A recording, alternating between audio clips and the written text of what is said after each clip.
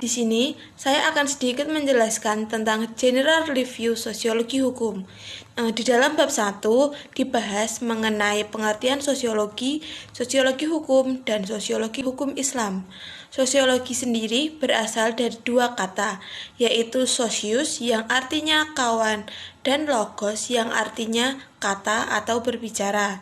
Lalu, sosiologi hukum merupakan kajian ilmu sosial terhadap hukum yang berlaku di masyarakat. Sedangkan sosiologi hukum Islam adalah ilmu yang mempelajari fenomena hukum di masyarakat dengan prinsip hukum Islam di dalamnya. Sedangkan di dalam bab 2 dibahas mengenai hukum Islam tarik-menarik antara wahyu dan akal, kesatuan dan keragaman, otoritarianisme dan liberalisme. Di dalam tarik-menarik antara wahyu dan akal terjadi pertentangan, yang mana akal haruslah tunduk kepada wahyu. Lalu, di dalam kesatuan dan keragaman muncul karena aliran pemikiran yang berbeda.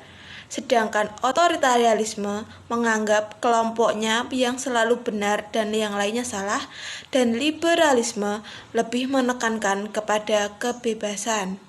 Selanjutnya, pada bab 3 dibahas mengenai hukum Islam tarik-menarik antara idealisme dan realitas, hukum dan moral, stabilitas dan perubahan.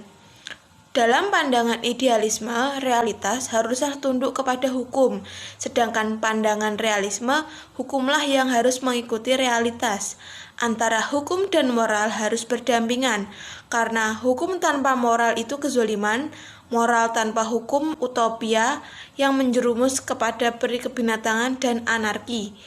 Lalu stabilitas merupakan kedamaian dan keadilan, sedangkan perubahan harus didahului oleh perubahan hukum, karena perubahan hukum tidak sama dengan yang diinginkan masyarakat.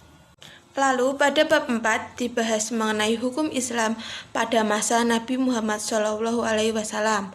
Pada masa ini kondisi masyarakat Arab jahiliyah hidup berpindah-pindah dan sumber hukum Islam pada zaman ini yaitu Al-Quran dan As-Sunnah.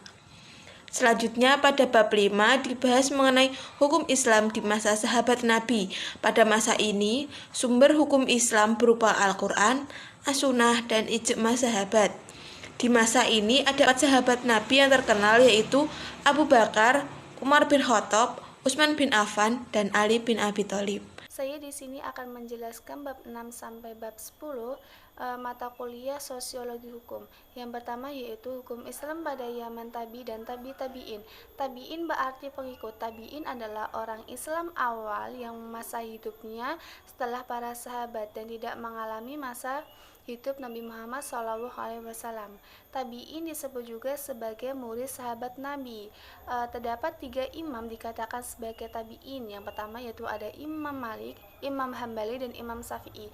Mereka dikatakan sebagai tabi'in karena mereka semua berguru pada tabi'in. Pada masa ini dimulai pada tahun 41 Hijriah atau 661 Masehi sampai dengan 200 Hijriah atau 820 Masehi. Pada pertengahan pemerintahan dinasti Abbasiyah, terdapat 4 hukum Islam yang pertama yaitu ada Al-Quran, As-Sunnah, Ijma, dan Qiyas. Pada zaman tabi'in terdapat 4 sumber hukum Islam juga. Yang pertama yaitu ada Al-Quran.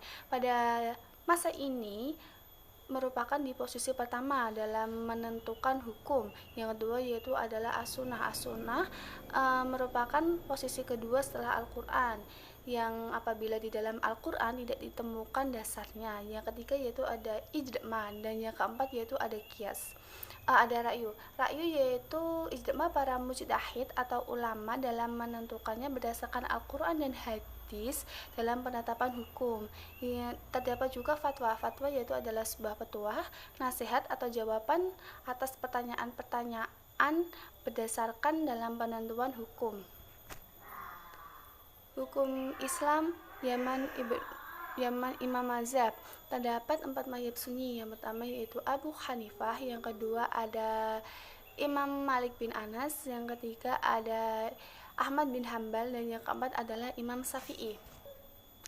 beberapa faktor perbedaan terhadap 4 mazhab tersebut. Yang pertama yaitu adalah perbedaan mengenai periwayatan hadis, yang kedua adalah perbedaan mengenai penerimaan hadis. Yang ketiga yaitu adalah hukum Islam Yaman Taklik. Taklik berasal dari bahasa Arab yaitu koloda, yukalidun, dan taklidan, yang berarti mengulangi, meniru, dan mengikuti. Sedangkan secara istilah yaitu mengikuti pendapat seorang mujtahid atau ulama tertentu tanpa mengetahui sumber dan cara pengambilan pendapat tersebut. Hukum Islam masa taklik yang pertama yaitu fokusnya pada zaman ini tidak dapat membuat sesuatu yang baru. Negara Islam lemah karena penyakit sebuah perpecahan. Yang ketiga yaitu pembukuan kitab mazhab. Yang keempat yaitu fanatisme mazhab. Dan yang kelima yaitu jabatan hakim. Dan yang keenam yaitu dicukupnya pintu ijtihad. Yang keempat yaitu hukum Islam masa modern, dimulai pada abad ke-20, yang kedua pada zaman klasik yaitu 650 sampai 1250 Masehi. Yang ketiga yaitu pada abad pertengahan yaitu 1250 sampai 1800 Masehi. Dan yang terakhir yaitu pada zaman modern yaitu dimulai pada tahun 1800 Masehi hingga sekarang. Bab ke-10 yaitu interaksi antara hukum dan gejala sosial dalam masyarakat. Jadi interaksi sosial yang pertama yaitu ada imitasi, identifikasi, sugesti, motivasi, simpati, dan empati. Faktor yang mendorong proses perubahan sosial yang pertama yaitu sistem pendidikan yang maju, yang kedua yaitu penduduk heterogen, dan yang terakhir yaitu toleransi terhadap perilaku yang menyimpang. Perubahan sosial atau yang berarti segala perubahan pada lembaga kemasyarakatan dalam suatu masyarakat yang memengaruhi sistem sosialnya, termasuk nilai sikap dan perilaku di antara kelompok dan masyarakat. Perubahan sosial menurut Rocek dan Werner yaitu perubahan dalam proses sosial atau dalam struktur sosial.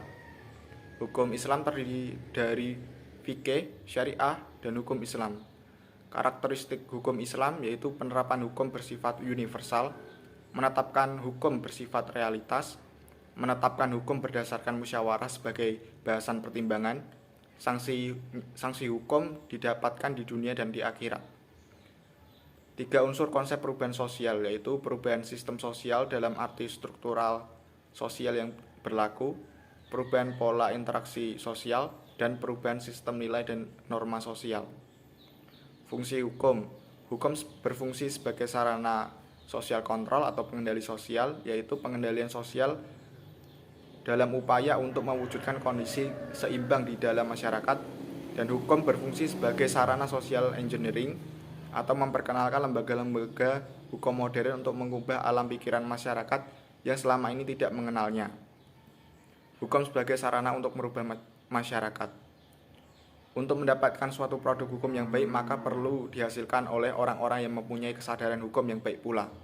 Hukum atau institusi hukum dan profesi hukum yang kita miliki harus mampu menjaga integritas dan persatuan nasional, dapat mendorong pertumbuhan perdagangan dan industri, serta mampu berfungsi memajukan keadilan sosial dan kesejahteraan sosial di masyarakat. Dalam konteks perubahan masyarakat atau sosial hukum harus difahami dan dikembangkan sebagai satu kesatuan sistem yang ada di dalam dan berbagai elemen yang saling berhubungan dan tidak terpisahkan satu sama lain. Faktor yang mempengaruhi keefektivitasan hukum dalam masyarakat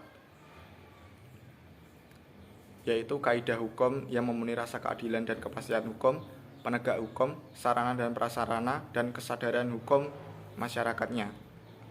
Usaha untuk meningkatkan kesadaran hukum yaitu pengetahuan hukum, pemahaman hukum, penataan hukum, dan peningkatan kesadaran hukum. Pengaruh dan akibat perubahan masyarakat pada individu dan kelompok. Akibat positif dari pengaruh dan akibat perubahan masyarakat adalah masyarakat mampu menyesuaikan diri dengan perubahan sosial, sedangkan perubahan negatif adalah masyarakat tidak mampu menyesuaikan diri dengan perubahan yang ada. Lebih parahnya akan ada aksi demonstrasi, protes, dan kriminalitas.